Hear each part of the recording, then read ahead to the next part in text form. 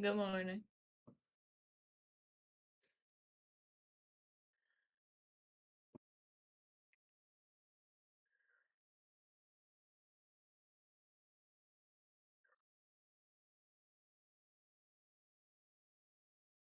Okay, at class is not here. I'm not recording this session today. All right, let's go ahead and cover the final assignment before we get started. So pretty much, I mentioned this a few weeks ago.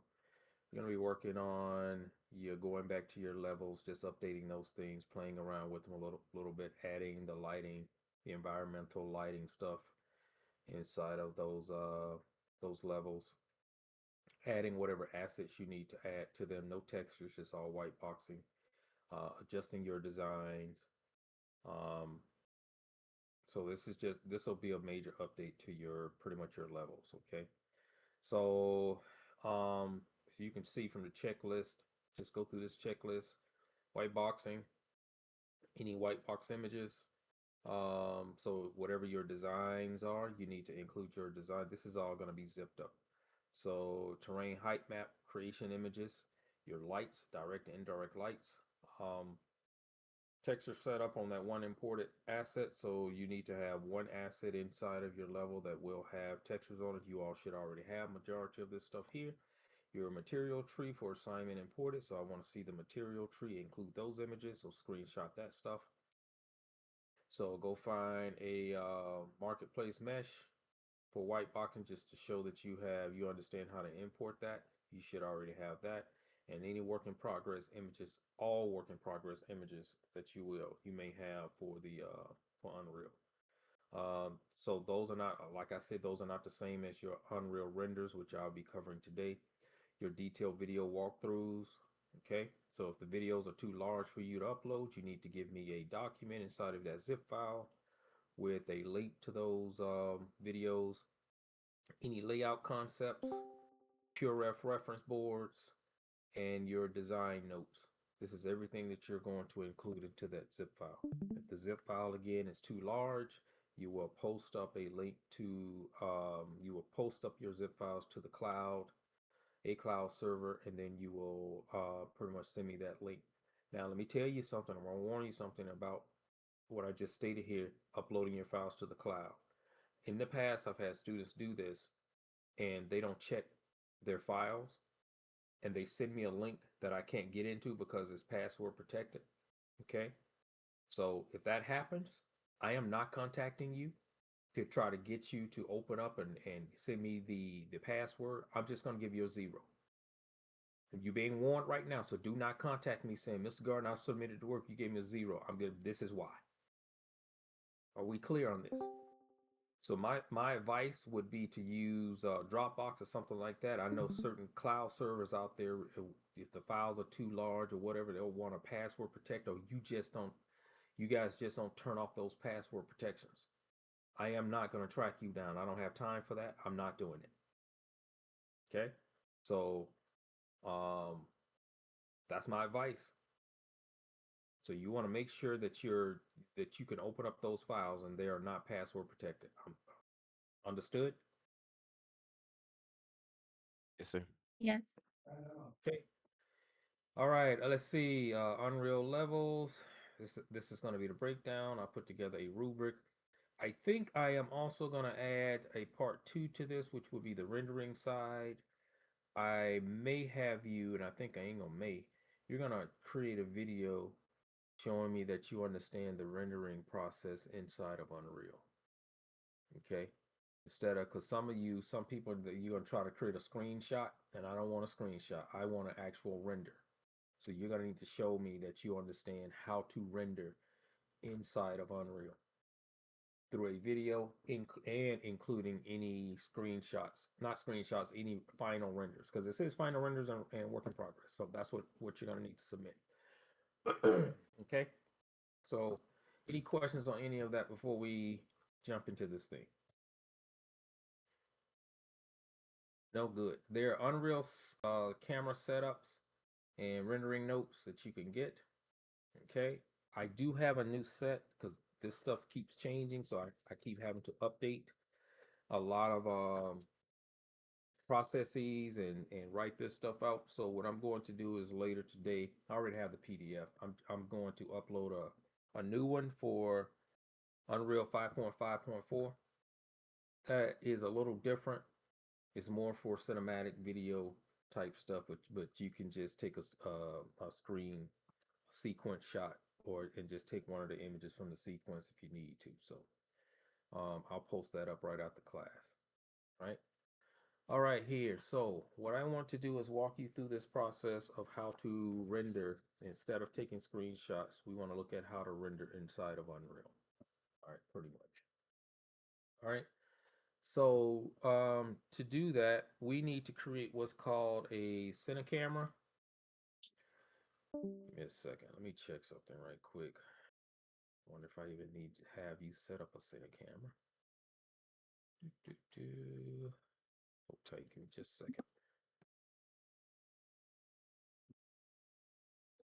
Yeah, we're gonna set up a Cinecamera. So first thing first, there's a few things that you definitely need to make sure that you have open as a plugin because we're gonna need to use the movie render queue in order to get this done. So if you don't have the movie render queue installed, you need to go up to edit, plugins, do a search for movie, render, movie render queue, and you need to activate it. There's another one for render passes. You don't necessarily need that unless you understand multipass rendering, and no one in this class should understand that process just yet. But you can break down your render frames into different passes, which is the visual effects way of doing things. So it's up to you if you want to activate that or not. But this is the main one that you're going to be using here. Can everyone see this screen? Yes. Okay, please mute your mic, please.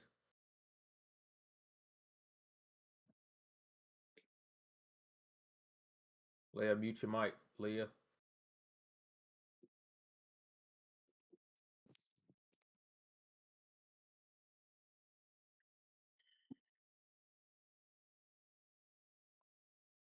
All right, so once you have that activated, just go ahead and restart Unreal. I already have it there, so we'll be using that down the road. So we're gonna need to create a camera.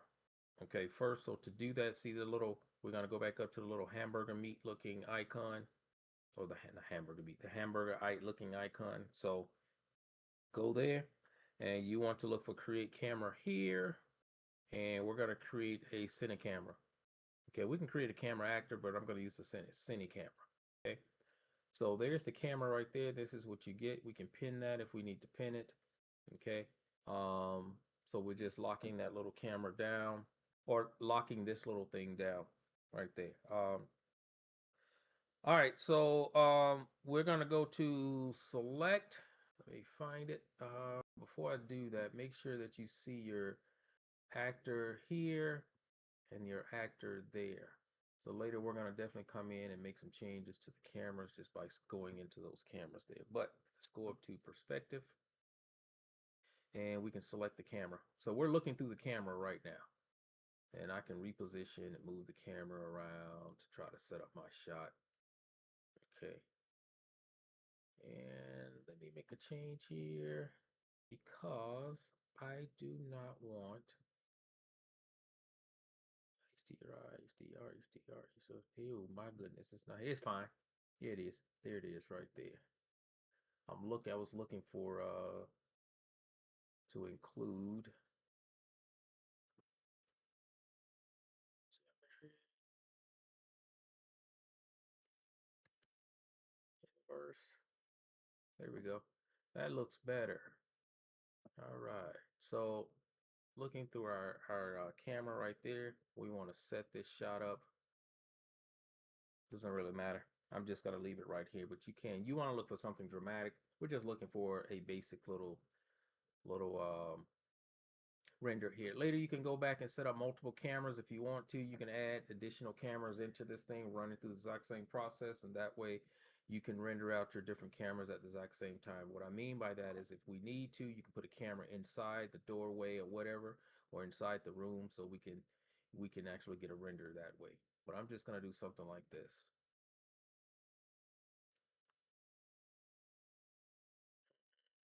maybe that there. Okay. Okay. So after you move your camera to your desired location, we're gonna change and adjust the camera settings.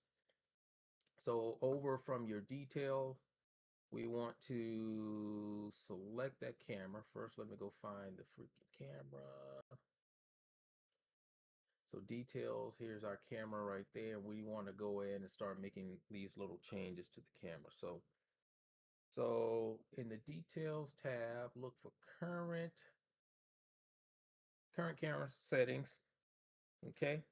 And what I want to do is start making some changes here. So my film back, there are different settings in here to do this type of thing. So we have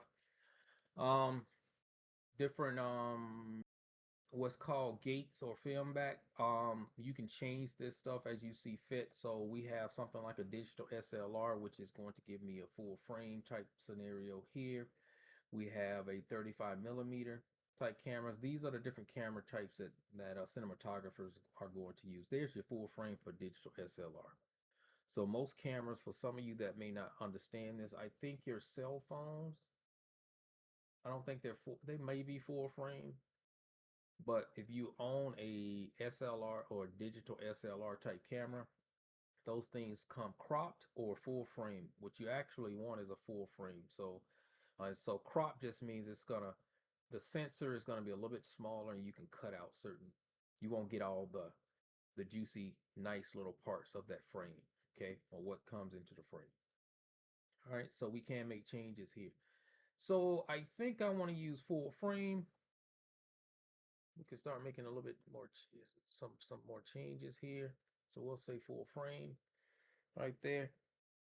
Lens settings, universal zoom. Let's check it. So we have some different cameras, but basically different lenses that we can use. Prime lenses are nice. But with a prime lens, if you ever own a camera, I own a lot of these cameras, and sometimes I own one or two prime lenses for them. They're sort of locked in, meaning you don't have any type of zoom factor. Okay. Some of these other cameras or lenses here, you can zoom in from 24 millimeters to 70 millimeter. 24 millimeter pretty much is gonna the lower the millimeter, the more what is it fisheye lens. It's more of a, you'll see more 360 the lower you go. The higher, the closer you're going to get to the actual image, or to the subject matter. This also means that when you go larger here, I'm just talking photography talk, the larger the millimeters, the closer the background is going to come into frame. So there are ways of, there are ways of bringing in, see what just happened to the backdrop. We're bringing in the backdrop a little bit closer there. So it's totally up to you what you want to do there, how you want to do that. You can make changes later. You can come in and start making some changes to how close you are to this stuff here. What I'm going to do is leave it. Go back to custom if I can.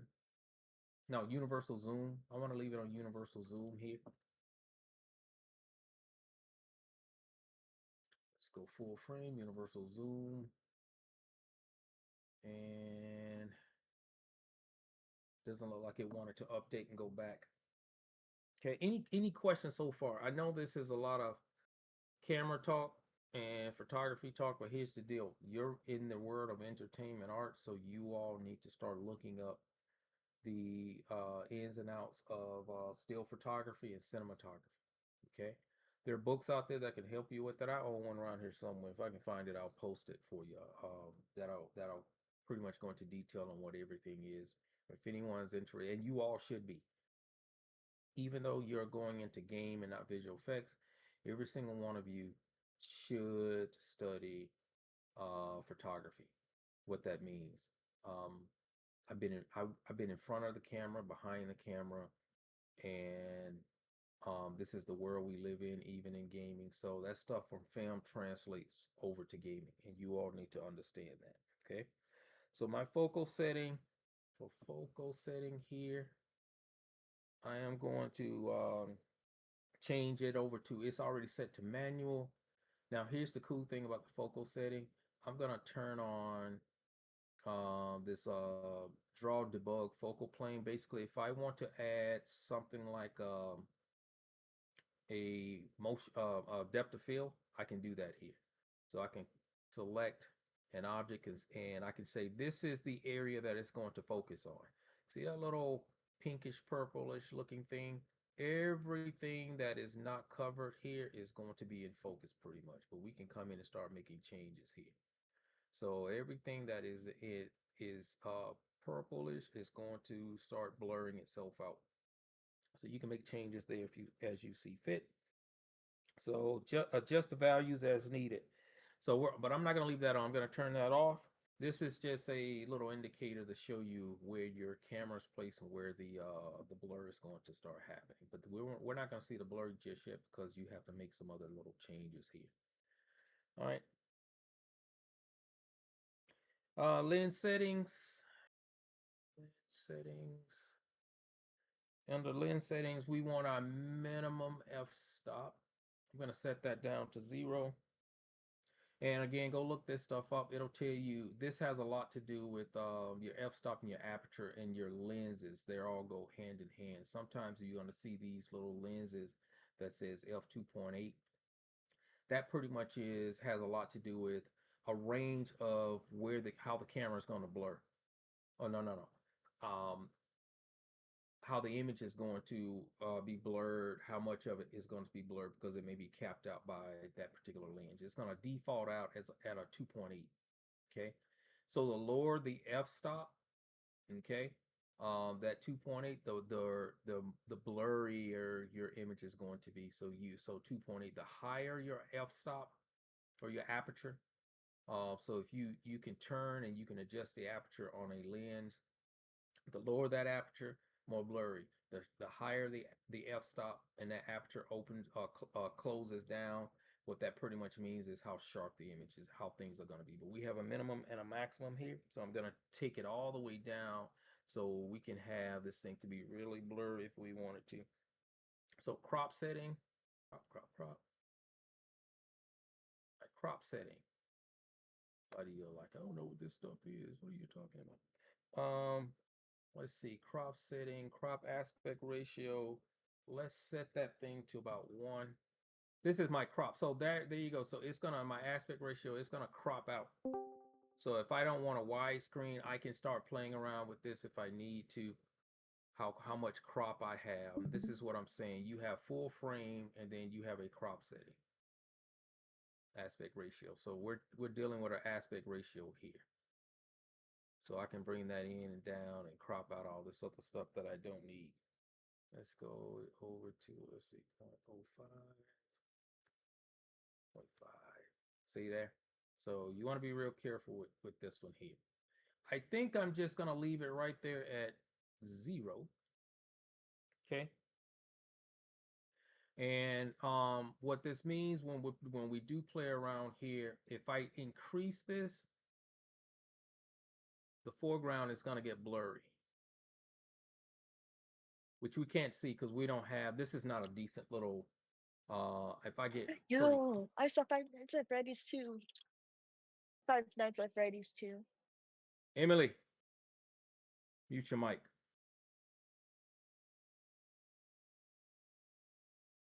Well, y'all just straight be telling on yourselves. I tell you that much.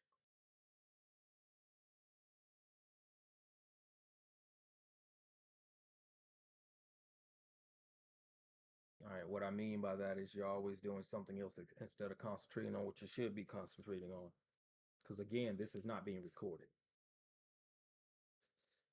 I tell you what, let's change that crop setting. Let me see, 2.38. There we go. This is what's the term? Anamorphic. Basically widescreen. Okay. This is also called scope. So we got a scope or widescreen. So when you go and watch your IMAX type films and your widescreen, this is the calculation. This is the value that they're putting in there. And this helps make it look a little bit more cinematic. Okay. All right. So with that being done, I'm not going to make any more changes here.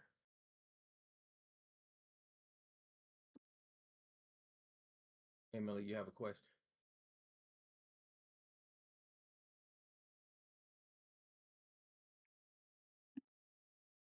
All right, here.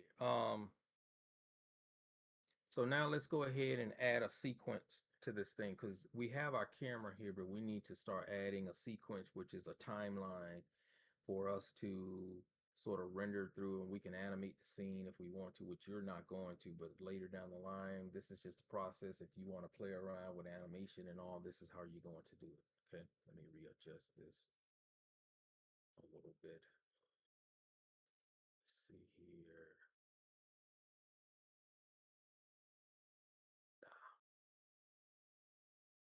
Let's just go there.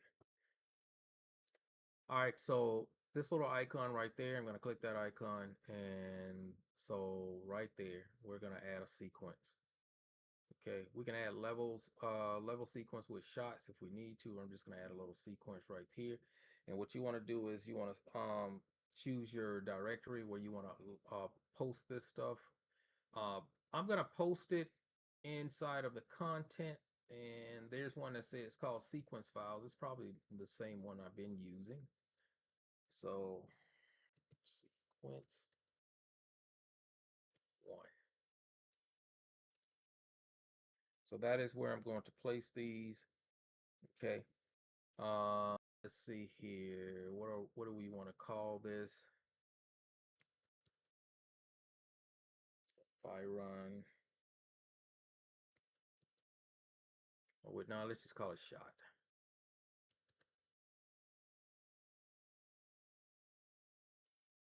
Gotta save that. So this little window is going to open up. Also, you should see inside of your browser.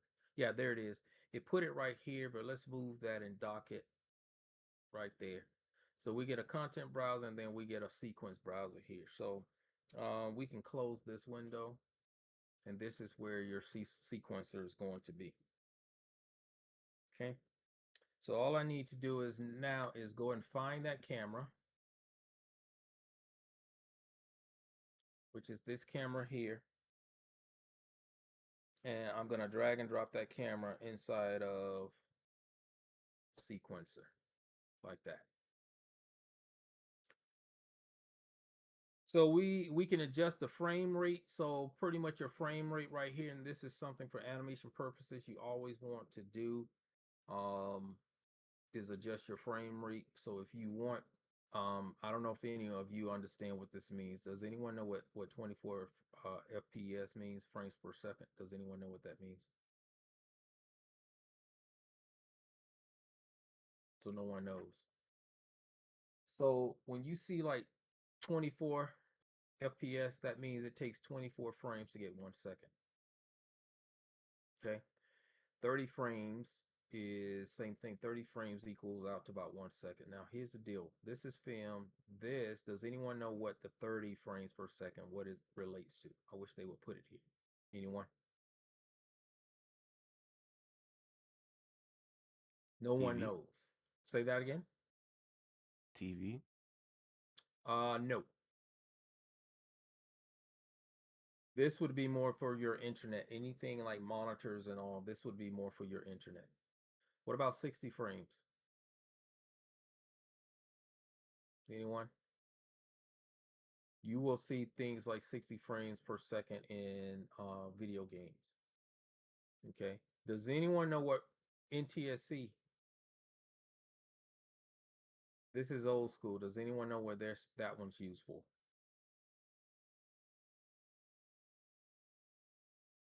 No. This is your television, your old square boxes. Okay, that was some of this is probably before some of you were born. That was so the old square box television. This would be the ratio for that. It's not 24. It's actually 23.9 frames for it to actually work correctly. How about PAL? Where's PAL used? So you see, I'm asking these questions, right? And some of this stuff you probably should have been taught, or you should have. Maybe in. I can't remember if I mentioned this in fundamentals or I may discuss it in the 3D modeling class, which some of you have not had, but you play video games and you're hearing someone talk about frames per second.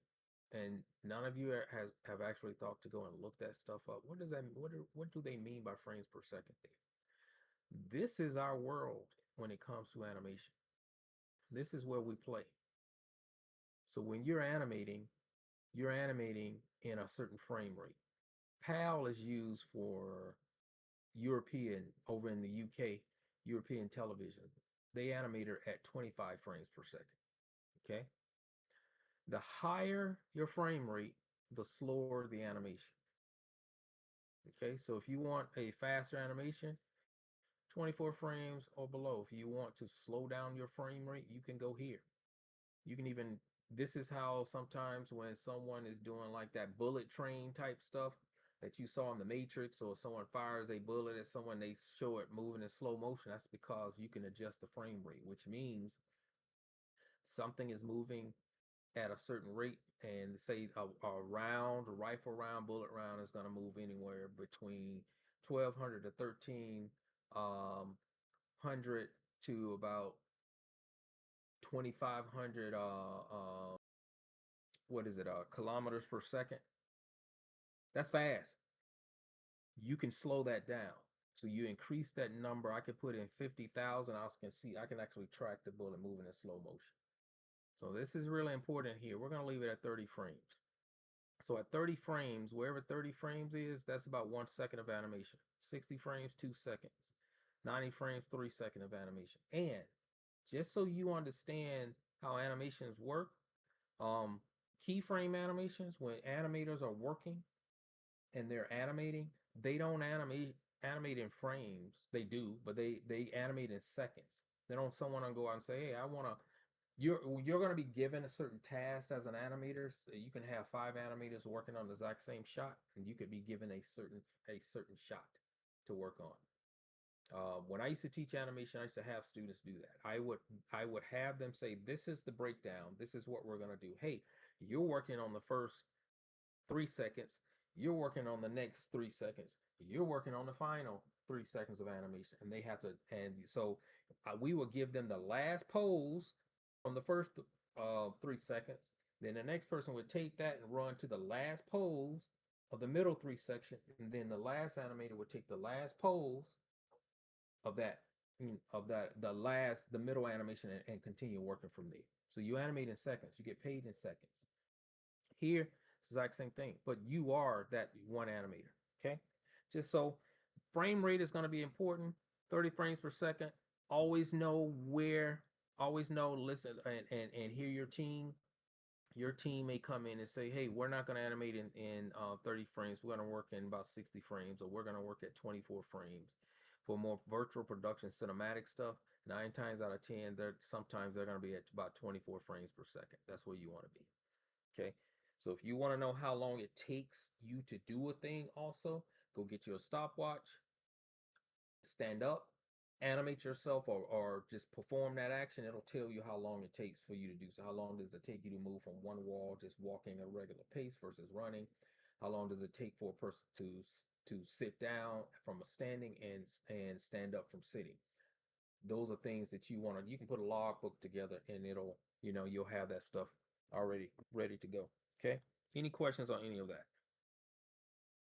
Is there a reason why like most films will be shot in 24 instead of like 60, since it gives a smoother, like kind of like a smoother motion? The average is going to be about 24 frames. It's normally something that a cinematographer and the director will come up with. They will determine that frame rate. If they want to go something that's a little bit slower pace, a little bit smoother, they may increase the frame rate, right?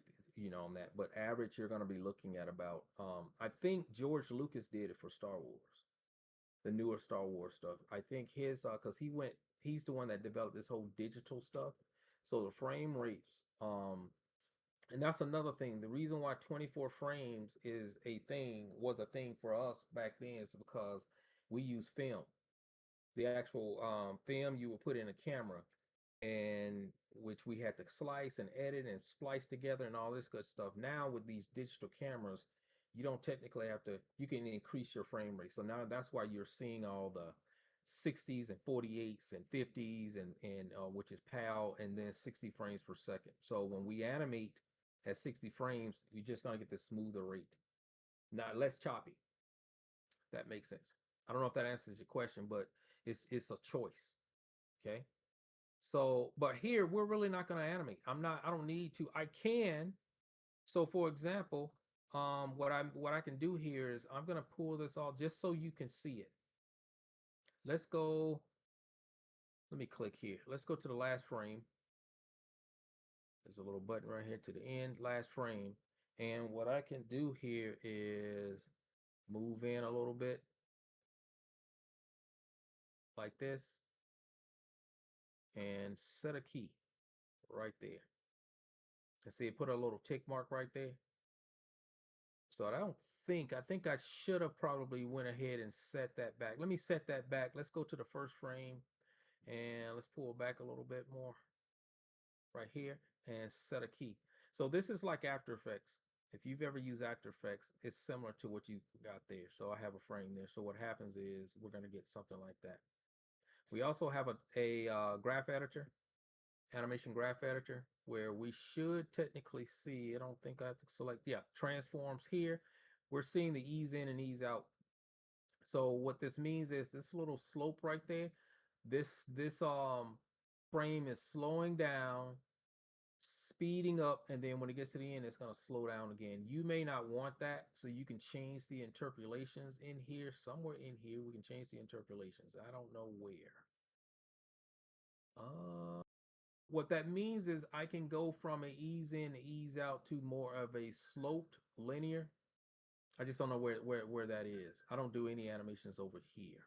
I do all my stuff over in, say, Maya or whatever. But you can change your this from a ease in, ease out, or ease out, ease in to a more of a linear line, and that means that the rate is going to stay consistent. It'll be the same. Okay, well this is your curve editor, a graph editor, to do that type of stuff. You can also set keys in here, so we can select, we can adjust this line if I need. There's more linear, but there should be an option to make this linear. See how straighter it is now, and there's right there, I can actually come in, and there's supposed to be a way of setting a key, which, yep, I can right click and say add a key, which would be crazy. I don't want to do it because if I do that and add a key and move that key, what you see here on screen is going to look a little bit different. But now when I play this back, yeah, it's shifting. You can see it's shifting a little bit. That's because of the graph editor. So it is not 100% the closer I get in, it is not a linear line. There's still some sort of ease out and ease in here. So these just get into little animation basics there. We can take these back out to reset that if we need to. So we can reposition our camera. I'm not going to set any keys in here and all, but what I do want to do is sort of bring this in. I don't need all those frames. So 1 frame, and let's see if I can zoom in on this one also. So down here at the bottom, you see this little line right here. This is how Maya, Blender, all these other packages work. This is my 1 frame right there. And reposition it again. This is my 1 frame. Okay, so that's just how you do that. There's tons of videos online that will cover how to animate if you're interested in that type of stuff, and all of you should be interested in that type of thing. Setting up whether it's character, or you want to have a prop move around and you want to showcase that in animation. This is how you do it there. Okay, so now since if you've added the render queue, we need to go ahead and talk about rendering. Okay, so we're going to click this little button again. And is it here on the bottom? It is here on the bottom. We're going to click this little button right there. Not that button, but this little button that looks like like that one. So we want to render this movie. It's going to bring up the movie render queue. And again, if you don't have it installed, you need to install it. All right, I'm going to click here under the unsaved. and I need to give this thing a directory where I want to place this stuff. I'll tell you what, let's wait on that. We have a few different um what's already set up. These are your little properties or settings that we can install. We don't want to use a JPEG. Does anyone know the difference between a lot of this stuff? What is the difference between a PNG, a TIFF, a Targa, and a JPEG? What does a JPEG do for you? Does anyone know? You should have been taught this in high school. JPEGs automatically compress, right? Yes, they are compressing. What are they compressing? The quality of the image, pixels The specifically, I pixels. think. Yeah, that term, the pixels. So they're taking the pixels and the colors and they're blending them together. Should you, if you're going to print, is it great? Is it a good idea to print a JPEG?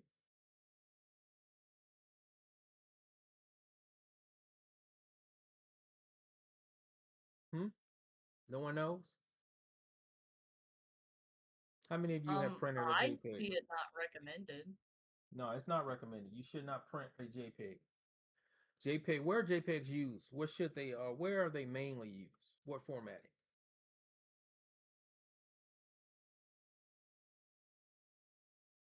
Format? Isn't it more just like casual sort of online use? Like nothing specific for like work and art and stuff? Well, it's you said the term is mainly used online. So Oh, you okay. want to get on your website, you want small images, you want to get images there quickly, you can use a JPEG for that. Okay. We're not going to use a JPEG. So let me show you the formatting that you should be using. So we're going to select this JPEG and we're going to delete it. There are two different formats in here that you can pretty much use. We also have bitmaps. Bitmaps is something that we can use in games, we can use in films. It is similar to using a JPEG. To me, you see they're pretty much are the same. This one also is we used to use bitmaps when we used to make GIFs for animations also. The main one, the big boy here is going to be the EXR.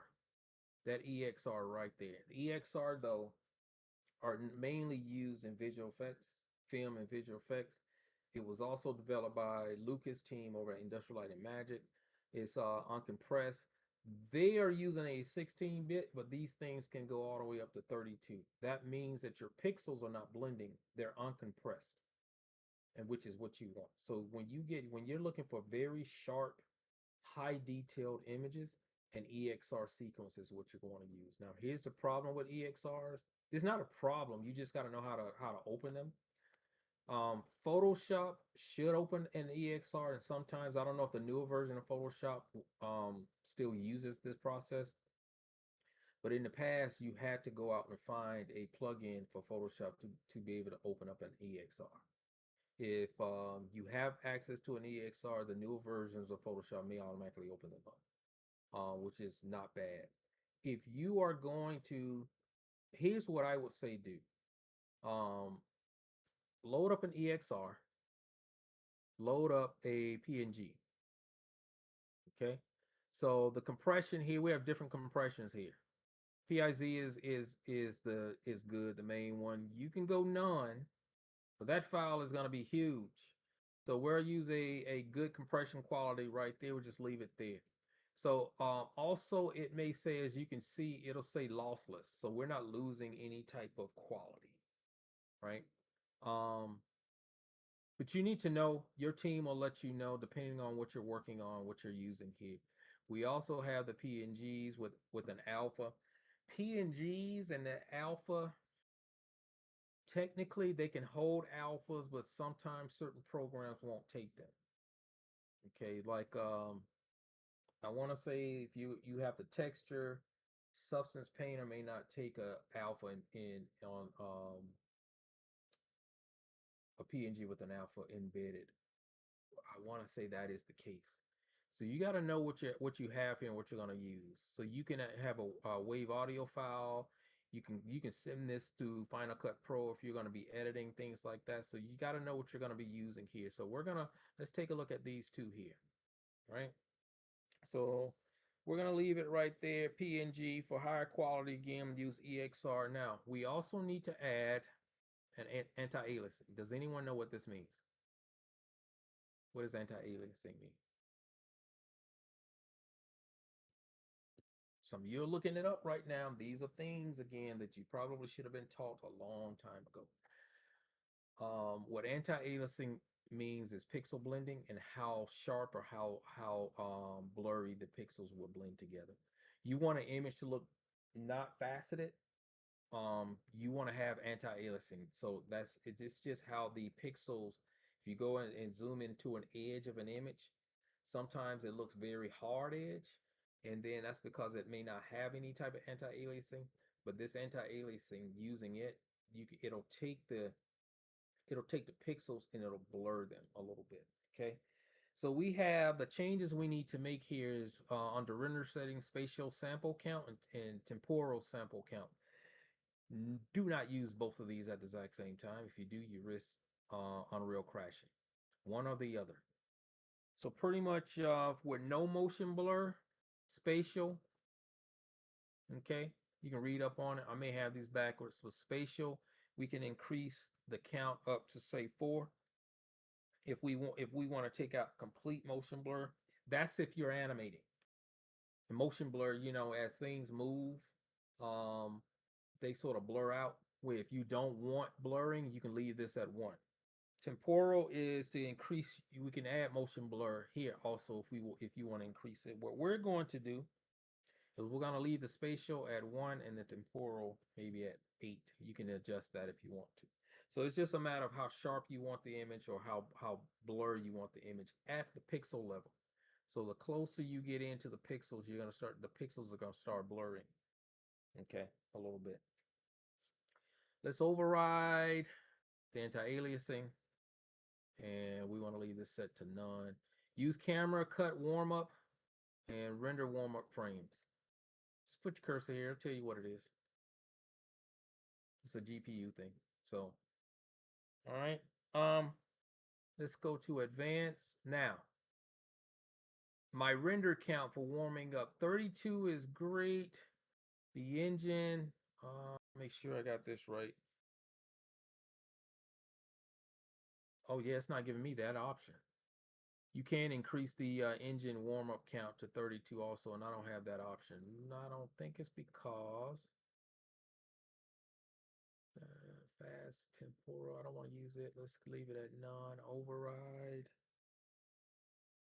It's not giving me the option. That's interesting. Sometimes you can increase that, and we should be able to increase that number. So it's not giving me the ability to increase that number right there, which is fine. Let's leave it here just to see what we get when we render this thing out. Okay. Let's see. Let's add a camera. Yep. So we're going to add a camera here, and then we're going to change this, some of these settings here. Shutter timer should be center. Render all frame. We don't have multiple multiple cameras in here, so rendering all frames. I'm just gonna turn it on anyway. And let's see, we can leave it here. We don't have to deal with overscan for this type of thing here also.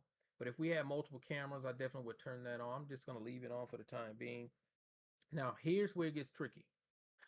I don't want to teach you. If you go and look at my other PDFs, I have a PDF. The new PDF will have something totally different, but the current PDFs that I add and I given to you is going to discuss something called console variables. It's just a series of extra settings that you have to manually add to make your image look better. Console variables right here can get really complicated, really freaking complicated. So we have presets, but we can add console variables, and you got to know where they are. There's a list, and I give you the list. The location for the list is over on the Unreal website. So we can add multiple motion blur, lumen, bloom quality, tone mapping. That list has about, I think, close to 100 variables. I'm going to delete it because from what I just found out is There's one called Game Override, which pretty much does the exact same thing. So it will give you baseline, some variables in here that is going to help make your image look a little bit better. Okay, and then we have the output. The output is where are we placing this thing? So I'm going to go to my output directory. I need to figure out where that is going to be. Content. I'm gonna put this in a totally different place. I don't want that to go there. I need to be able to find this quickly. So let's put it on the desktop. Create a folder. Real renders. Let it spin up. And I didn't save this file. Oh, please make sure as you're going through all this stuff, you're saving a lot. Because I would have to hate to do this again. It looks like I may have no choice. No? Good. I don't have to. All right. And let's see. Now, your output resolution, this is where you can change your resolution if you want to. If you want to go larger. If you ever want to go larger, just put in a multiplication by 2 and it'll increase that, automatically put in that value for you. But that 1920 by 1080 is fine for now. Okay. And let's see, do I need to change anything else? We're looking at current frame rate. Use custom frame rate.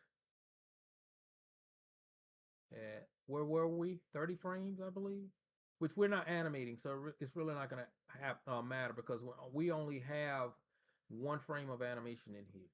If I had multiple frames of animations, if I had 1,000 frames in here, it's going to take each frame and it's going to drop it into a folder. That's called a sequence. And technically, that is the way you should be animating. Override existing output. Let's see. Output frame step 1. Your frame step is important also. That means that it's gonna, if at 1, it's going to render out each frame. If you make this 5, it's gonna render out every 5 frames. So, but that should be fine for us right there. Okay, and I want to accept and then render local. Hopefully it works. Hopefully we have good frame rate or good quality. Takes time. Any questions? Not so far. There it is. Okay. So let's go ahead and let me find this thing on the desktop.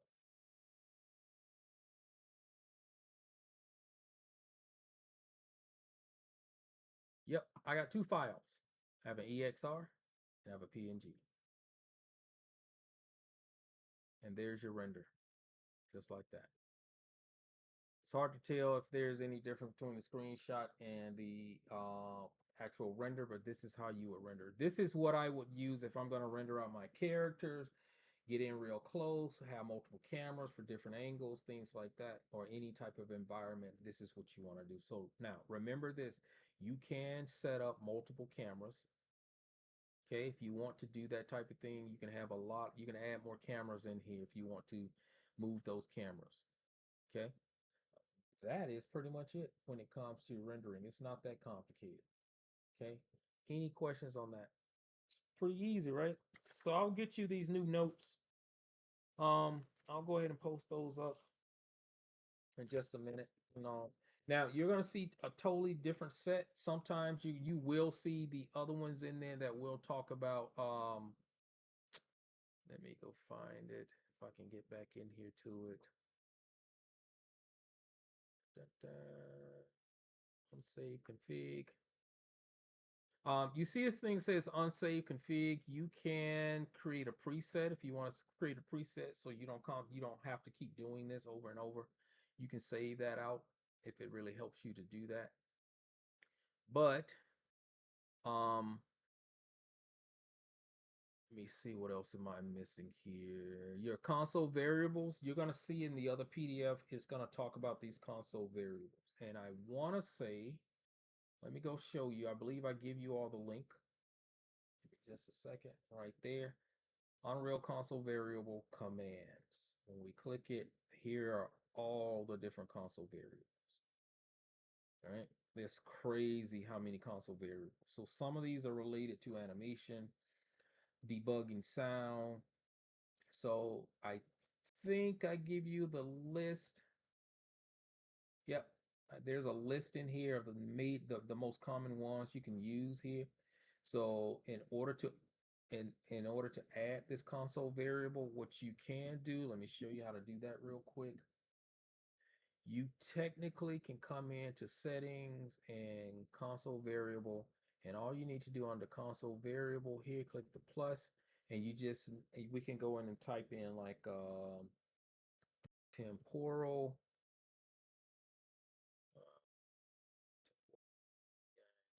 temporal. I have to type it all out.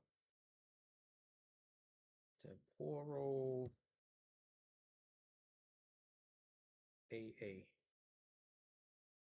Yeah, see so temporal current frame weight. We got to look for that one. So somewhere in here should be that particular one, current frame weight, right there. And this way you can put in the value. Now, the information that I also gave you, back over here, that link will tell you exactly what it does. So just to show you, let's add another one here. Lumens. So we have roughness, maybe not that one. Let's look at tone mapping. Let's add one that's called tone map.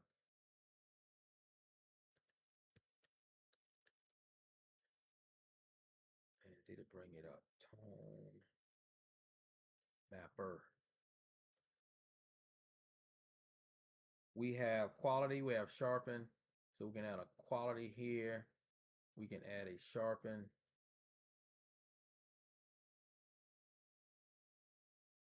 And see, now this allows me to adjust the quality of how my tone mapping and how sharp that tone mapping is. So I think I say a value of 5 and then a value of 1.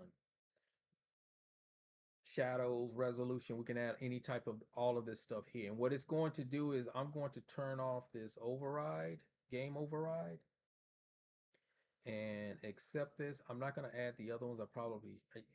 Let's just see what it does. So we can render out another local, and I think it's going to try to override. Let me go back and find the folder.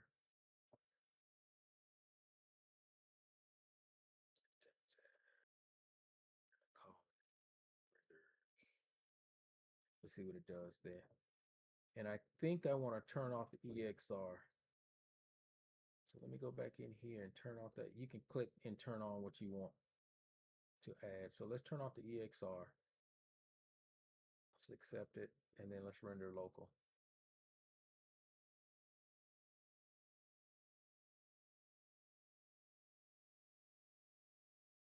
Yeah, it overwrote. It just went to the exact same one.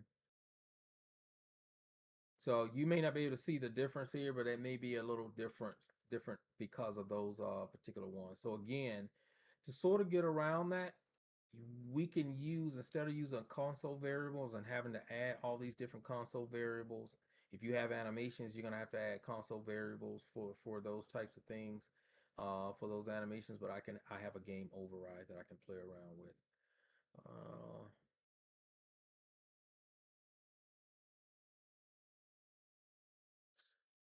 See here, game mode.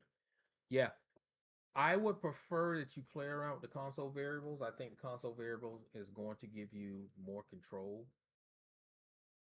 Okay, definitely more control. But you can look those up, and you're gonna have probably a good 10 of these in here from that list, from what I have on a different PDF. So what I would say is go in and play around with these. Go in and play around. Look at the difference between a game override and console variables. Play around with the settings to see, to sort of just see what you get, you know. So, but you're gonna have 2 different PDFs here. Okay, that's how that works. So when you submit a final render, like that, we can crop out later. You can go ahead and crop out some of this other stuff that you don't need, but I want an actual render, and I want you to produce a video showing me that you understand how to set this up, and I'll update the assignment for that. Questions? Do you have any like recommended focal lengths for like shooting or taking a picture of the camera inside the room or just playing around with it until we kind That's a of get good the look that question. we want? It's a good question. What that means is you may have to go with a smaller. Let me see if I can find it here. Crop factor. No, that's not what I'm looking for. Let's check the film back. We don't want to change the film back. You may want to go to 24. Bring that down to about 24. I don't remember where that is. Lens settings. 24. I don't think that's going to give me what I want because you see how close and how that brought that in pretty freaking close here. We can bring that out some. And there we go. I may be able to come in. So I'm lowering the focal length. So it's going with more of a fisheye lens. We got to be careful there though. We don't want that. The lower that number, we're going to get this whole fisheye look that we may not want.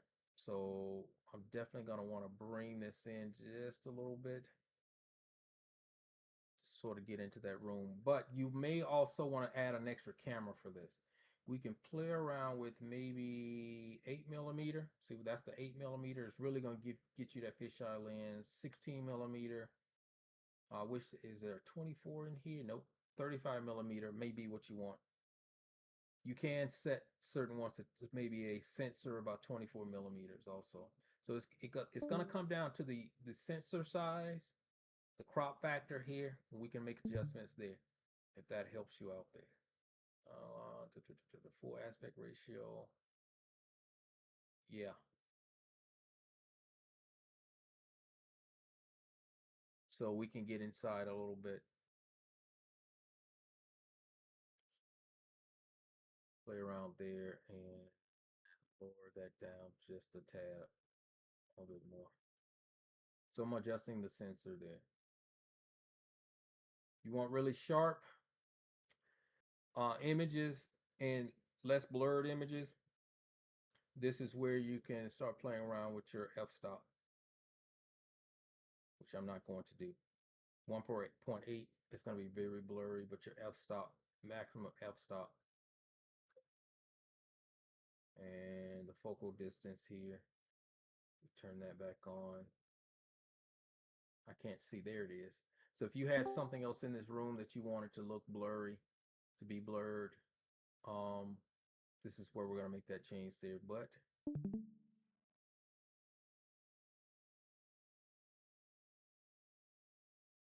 questions?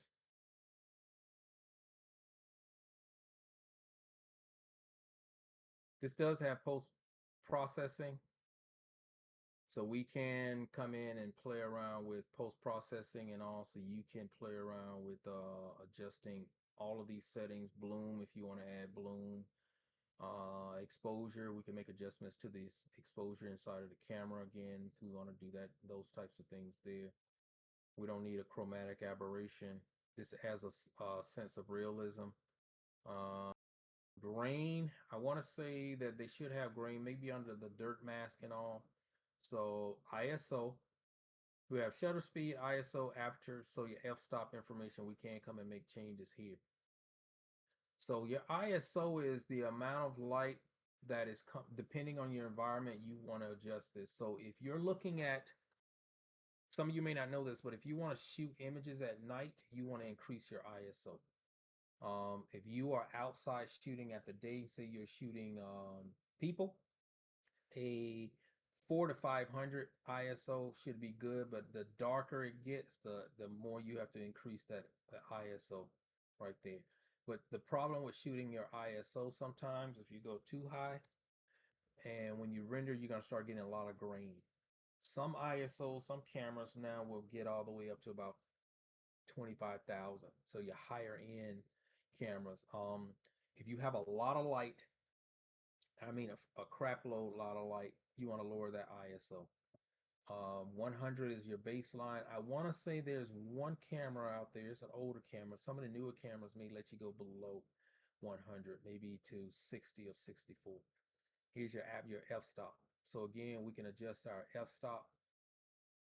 Okay, that is basically what the f-stop is every camera has a aperture. It is a series of blades that when you click the button, you hear that little ching sound. That is the blades coming together to take that photograph. Okay, you can adjust how wide, how open or closed. A higher number means it is really closed. A lower number should be open, which is going to let in a lot of light. So you can adjust your aperture, how much light is coming in to there. And all of this stuff between shutter speed also, they go hand in hand. If I'm going to shoot people outside, a shutter speed about 500. It just depends. This is studying photography again. There's certain things out there that you can do to sort of help out with that type of thing. And you notice these little tick marks, we should be able to set keyframes to them. That's what that means. Lens flare. Yeah, your exposure again, your depth of field. You can play around with all of that to set up a nice shot. Look online, play around, do some research and play around with these settings. Global illumination, there's your method. There's lumen. So we have indirect lighting, color. We can play around with anything and everything in here. They give you a lot of options inside of Unreal. We don't have reflections. Let's see, film. There we go. Film grain. How much grain do we want to add in here? You can play around with all that to add a sense of realism.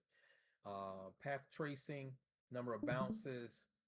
Your lights are going to bounce around. Sample. I think we've set up some of this stuff already. And we do have a denoiser, which is important. Most renderers will have a denoiser. So if things get really pixelated and look bad, we can turn that on to fix that. Let's see. So it's going to light components. It's going to, we can tell it if we want emissive, the diffuse, we can control how the lights are going to affect certain things in here. This is nice. This is really, really nice. I don't do a lot of work over in rendering inside of Unreal. Okay. I use other programs for like a Marmoset tool bag and things like that because it's easier to set up compared to over here. They just give you more control on what you can and what you can do here. So that is pretty much it. And also, let me say this before we take off here. Hopefully you got a lot out of this class. I know some of you really want to go and jump in and start playing around with building up whole environments and things like that's not the scope of this class. I got to get you used to using Unreal and how to do these things, how to import, how to create custom shapes, how to light.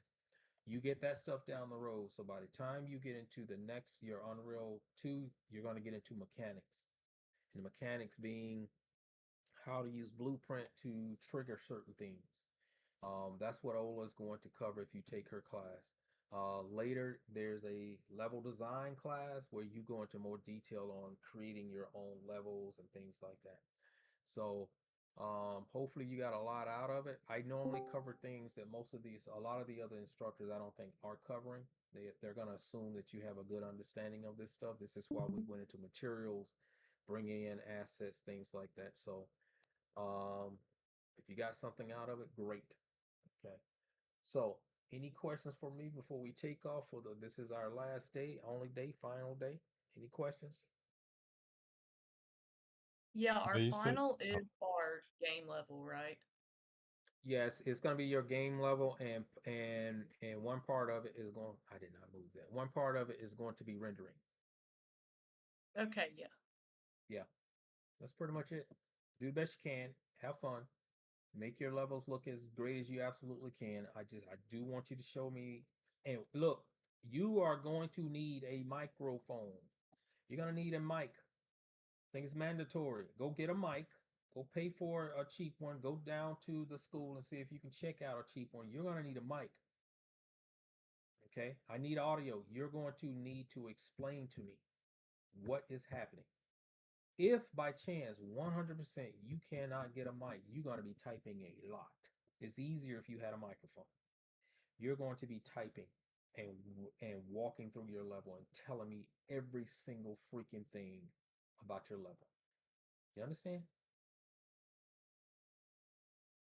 And Yeah. someone's gonna say, what's the minimum?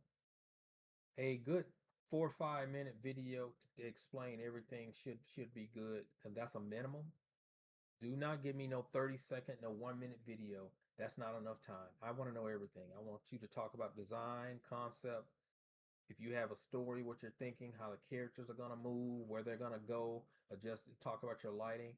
I want you to talk about everything. Okay? Somebody is recording me right now because they just gave me an alert saying that I'm being recorded. Okay, I want you to tell me every single thing about your level. Here's why: because if you are working in a production, freelance, or with a team, that's what they're going to expect, especially off-site. Hey, can you tell me what's going on? Hey, can you send me a video of all your changes? Hey, I need to know the detail. Here are the things that I'm asking you to do. Can you explain what you did? I'm preparing you for a lot of that stuff there. Got it? Sure. Okay. Floyd, I don't know if you're participating in the internship. The problem is that internship is a modeling internship, and I don't know how much 3D modeling you're doing. From what I can tell, some of your levels are pretty good. Everyone else, you can take off. We're pretty much done. If you got to leave, you can go ahead and leave. But that internship,